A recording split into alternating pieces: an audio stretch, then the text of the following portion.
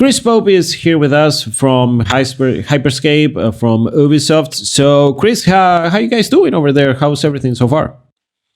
We're doing fantastic. We're really excited. The game has launched this week. It's now out and available for free on PC, PlayStation 4, and Xbox One. And so far, we're seeing a lot of players having fun. So, what's it like launching a battle royale nowadays? Why should players start playing Hyperscape or choose Hyperscape over a pretty crowded space nowadays? Hyperscape, from the beginning, we've identified that we wanted to make the most fast-paced, free-flowing battle royale. We want to have these close quarters combats in these super urban environments, and that's what we strived to make for the last 2.5 years.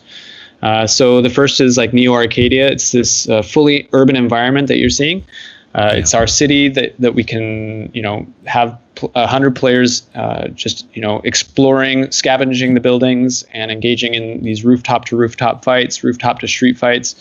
And it really just makes you experience Battle Royale in a whole new light all by itself. But we didn't stop there. We also wanted to innovate the core rules of Battle Royale and what it's like to play a modern Battle Royale. So to that end, we have the hacks. These are the lootable abilities. You're seeing some of them. It's just like a weapon. You can pick up an ability and you can use the ability. And at any time, if you don't like what you've got, you just swap it out for something else that you find. This really lets you customize the way that you're playing around your abilities.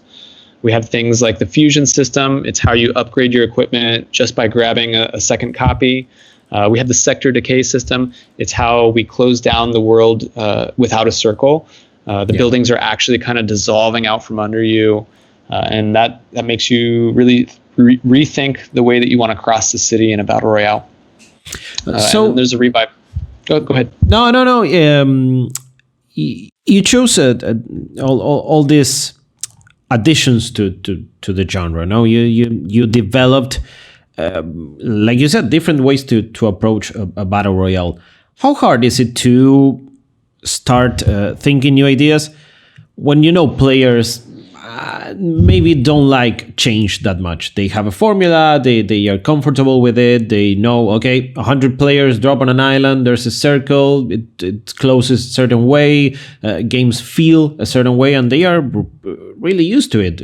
These are big games where you put hundreds of hours in them. Is it hard to, I don't know, just drop new ideas with a game like this? It's what, like I was mentioning before, it's kind of the core. We had set up core goals for this game from the beginning, and they were to bring the verticality, to reinvent some of the rules around the battle royale, especially the way that they interact with the city. For example, we found very early that a circle just doesn't work very well in an urban environment. What worked much better was doing sector by sector blocks of the city disappearing. This felt much more readable and intuitive and natural. But then, so there's many avenues where our changes came from. It's, from improving our experiences and our opinions of other battle royales. It's from the adaptation to this super urban environment. And also it's just addressing things that we think make the game a little bit more friendly and accessible while still being super competitive. We have things like the revive system. So when you die, you're not immediately thrown out of the game. You become an echo. And that's kind of like a ghost that can run around, and you can eventually even be brought back into the match. So it's just like, there's no end to the ideas. We have tons of ideas, but it's having the guiding principles that really are the right ideas to pick. And that's always the challenge in making a game like this. But hopefully the result speaks for itself, and we feel that we've brought the most innovative battle royale on the market now. How much do you think you're going to be tuning up things according to the feedback now that it's on consoles, now that it's officially out there in the market? Things like, I don't know, the time to kill, the way weapons feel. How frequently are these changes going to be dropping? Because that's something that people have an expectations nowadays, and you need a patch or an update every 2 weeks, which is pretty insane, especially nowadays. But how frequently are there going to be these changes?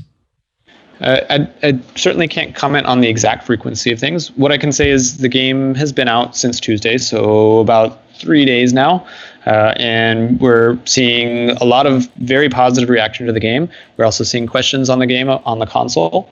But what I can say is we are always paying attention to this. We have so many different forms of information coming to us that we're just trying to make sure that we get the complete picture and the accurate picture, because one person having a bad experience is not the same as most players having a bad experience.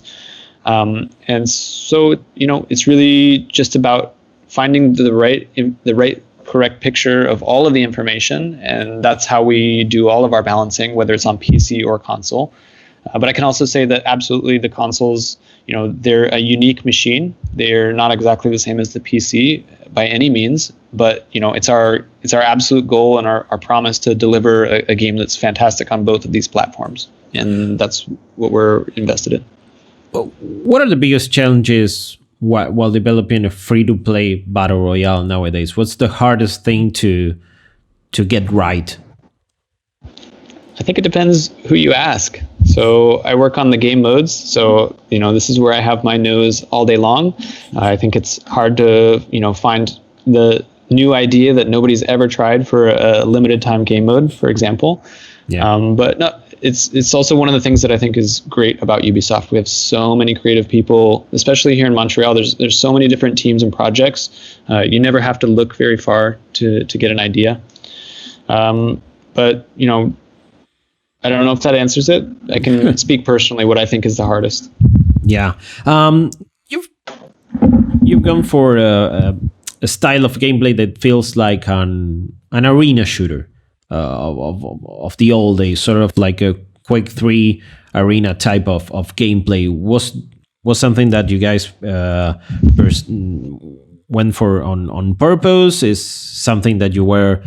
it's a style of shooter that you were fond of from years past? What was your approach in terms of gameplay? Because there's double jump, and like you said, it's really fast paced, and it feels like an arena shooter, but set in a battle royale. Well, we did not set out initially to make specifically an arena style shooter. That was not the central goal. The goal really always has been to do something in a very urban environment, and from there we quickly identified that we thought the parkour elements match really perfectly with that. That's things like the double jump and being able to leap further. Like if you can move faster, you can leap over more gaps.